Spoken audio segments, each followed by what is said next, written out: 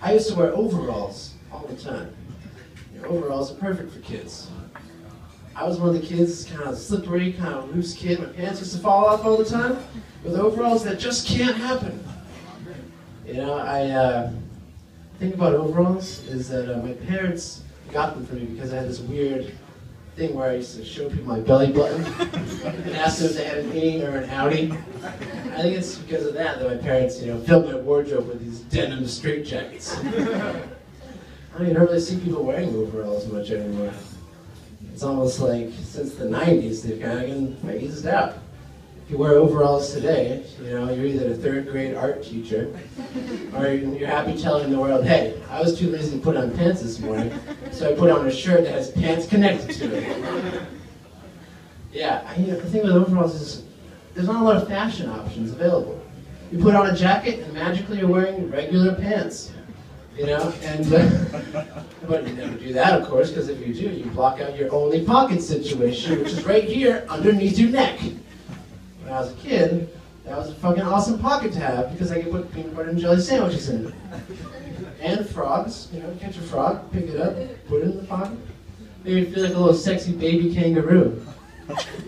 Hey kid, you got a cigarette? No, Dad, I'm 8 years old. I think I got that emergency flask you asked me to hold on to somewhere in here. Oh, just a handful of dead frogs, I'm sorry.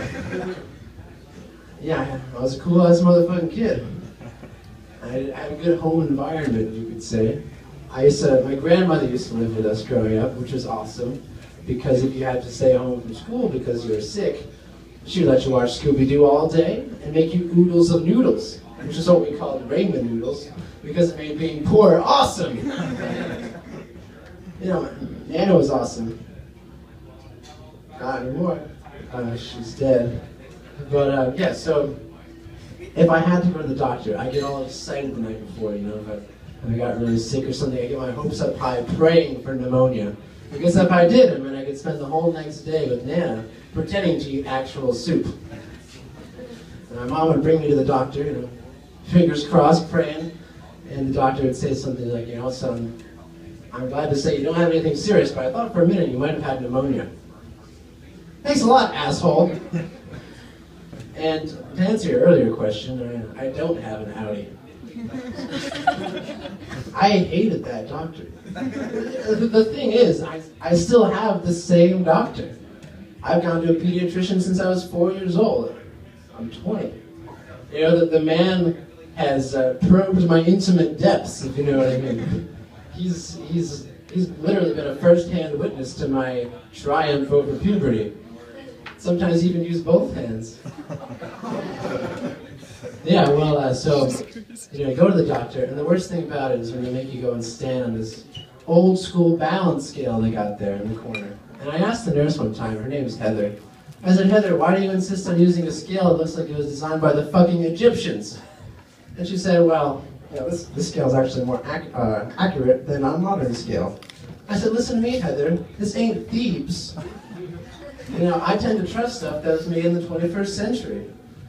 I mean, I know it can't be accurate because I weighed myself 4 times this morning and I'm trying to impress Dr. Henry and the buff today.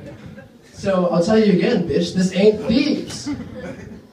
You know, so she get through that, she leaves, but before she does, she hands me this little questionnaire. You know, it says stuff like, have you ever used tobacco? No. Have you ever worn a seatbelt? Yeah, sure. Have you ever done alcohol? No. Yes. Leave that blank, maybe.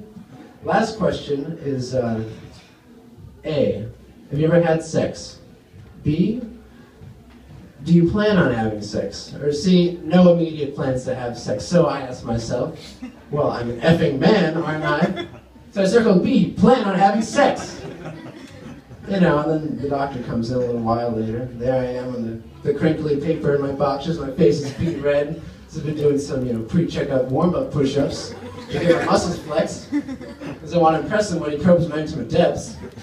And he says to me, son, I see here you circled plan on having sex. Well, you know, no, I mean like plan on, like again, yeah. I see, son. I think that's all right. And I think with your results from Ms. Heather's test, whom you should apologize to, you're going to need to start hitting the gym before you try and change your A to a B. And I said, you know what, Doc? You're a doctor for kids. You shut up. If you don't trust these flexing muscles, how can you trust the scale that was made in Thebes? Thanks a lot. That's my time.